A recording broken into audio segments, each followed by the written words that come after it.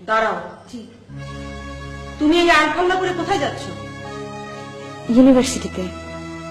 আমি 5টা মেয়েকে কলেজে পড়িয়েছি, কাউকে দেখেছো বোরকা পরে যেতে? না মা। তাহলে তুমি পড়েছো কেন? মা, আমার জীবনের হিসাব তো আমাকেই দিতে হবে, আমার কবরে আমাকেই শুতে হবে। আমার বোনরা তো আমার জীবনের কৈফিয়ত দিতে যাবে না, আর আমার কবরেও শোবে না। চুপ করো।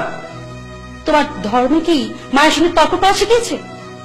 না মা, এ তর্ক নয়, এই অধর্মের বিরুদ্ধে ধর্মের প্রতিবাদ আমার ধর্মই আমাকে শিখিয়েছে।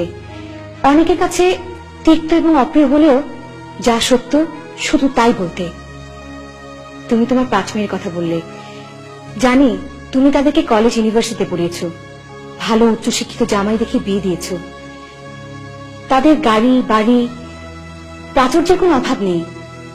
এই দুনিয়ার দৃষ্টিতে তুমি একজন সার্থক জননী, কিন্তু পরকাল, পরকালে তুমি কি জবাব দেবে মা? সেদিনের ভয় করো মা, সেদিনের ভয় করো, যেদিন অনেক সন্তান পিতামাতার বুক মারিয়ে বুকের হাড্ডি ভেঙে চুরমার করে দিয়ে জাহান্নামে চলে যাবে। বটে।